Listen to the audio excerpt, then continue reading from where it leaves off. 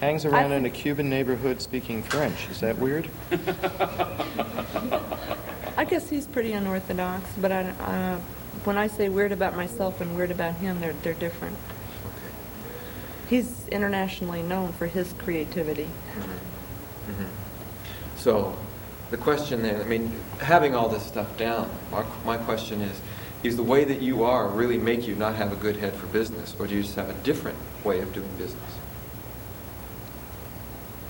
And if you had enough money, if you had the kind of money that you wanted to, and your father said, hey, you should have more money with all the amount that you've worked, what would you want to say back?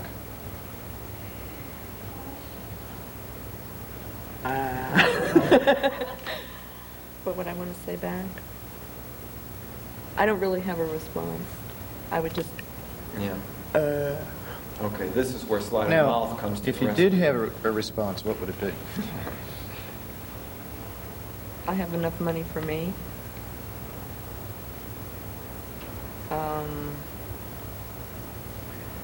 As I say it, it feels pretty lame because I don't meet your standard, and I never will because I'm not sure what it is.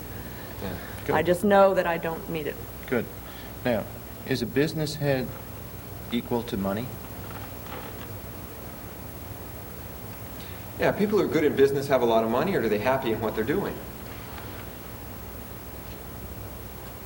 There's an inequity here. I don't know whatever. Say that again. Said having a good business head, is that equal to having a lot of money? Or to say Robert's statement, Is a good person who has a good business head, are they happy in their business, or do they have money? Is somebody who's unhappy and constantly worrying about money and has a lot of it, are they a good business person? Or is a person who's happy with what they're doing, is creative, and is expressing themselves and doing what they want to do?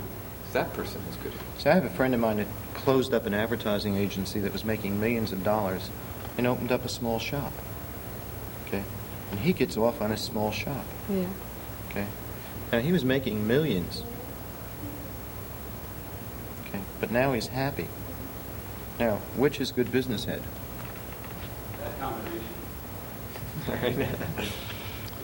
Not for him. Well, he's saying it doesn't have to be necessarily either or, and that's the purpose of the question is not for us to answer it, but for her to answer it, of course, to sort it, and that's what she's doing. By the way, how many of you have noticed that Linda has a kinesthetic sort? Because it's so subtle. Yes.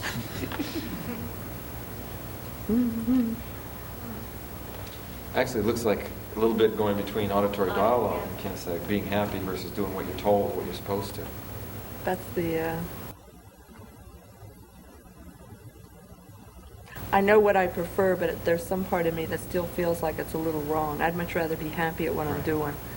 Because if I have had jobs where I've made more money and I have been miserable. See, one of the things I think is important is the problem thing is, tell me, she actually has a good one for sleight of mouth. Because what I find is the problem is she doesn't know what to say back to her father. This is, I mean, the thing your father's giving you is just a bunch of words. It's bullshit. What I'm seeing you say, I mean, I'm saying this in a strong way now in order to make a point, but what I'm hearing you doing is saying you don't know how to, see, verbal models of the world have their own reality. You can feel differently. Remember Peggy was saying where your internal dialogue tells you something and you know it's not logical, but you still have that feeling? Well, if it's verbal, and that's where the message is coming in, this is what sleight of mouth is perfectly designed for.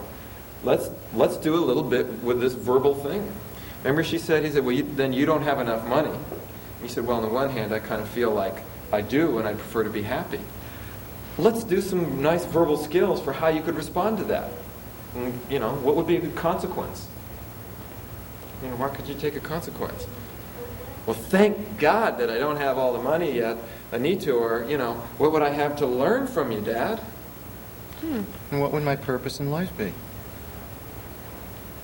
If I got it all now, it would all be over. Oh, that's a good one. Both of those are good. And you could also say, well, gee, you know, I find that the more money... Dad, have you ever found the more money that you have, the more you worry? So actually, I'm just trying to get the right balance of worry and happy, because if more money makes me worry more, I'd rather be here.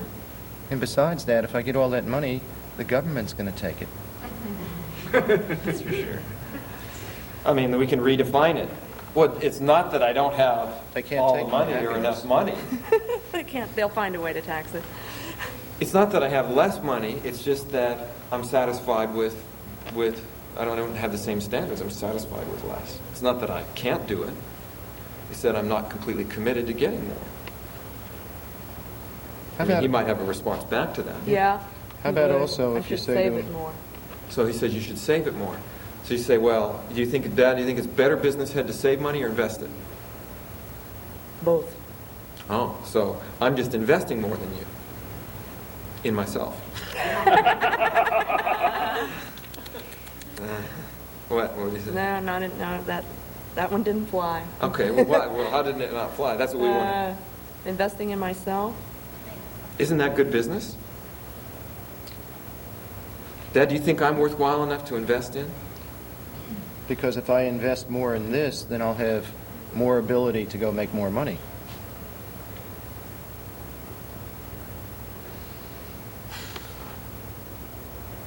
I'm curious as to what he would say if you would say, am I worthwhile enough to invest in? Me too. What do you think he would say?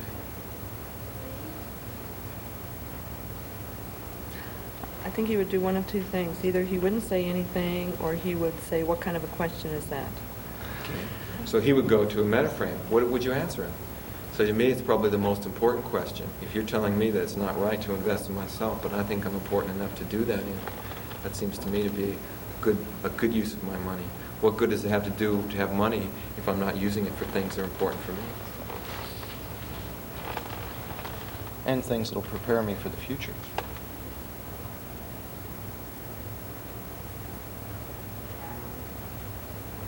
About the future, he would say, I am not a spring chicken anymore.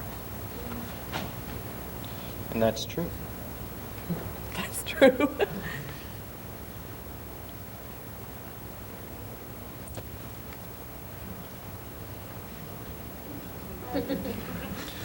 See, and the thing, there's more we can do with the sleight of mouth, but the thing I think that makes it so perfectly designed for it is, what sleight of mouth is it says, sleight of mouth is like submodalities of the auditory system, the verbal system. You can make pictures bigger and brighter and distant and all that. Well, sleight of mouth is just taking words and changing them around. And what I find a lot of times is the system that you have the least facility with in responding back is the one where, the only reason you had to buy into that is because you didn't know where to go with it. Well, I can't say anything more. So I'm saying is one of the nice things about sleight of mouth is that you can say, well, wait a minute, let me respond back verbally. And by That's the way, how he how many of always you, overwhelmed me in the past, I was believe verbally. you. Yeah. verbally. how many of you noticed what took place here? Put them together. I right? did. Yeah. I hadn't even gotten started with the sleight of mouth on this Yeah, I stuff know, yet, but man. I'm curious about something. Let's find out. Has anything changed inside? Yeah, the thing that Robert said about, am I not important enough to invest money in myself? That was, by the way, That was jumped significant. right up to...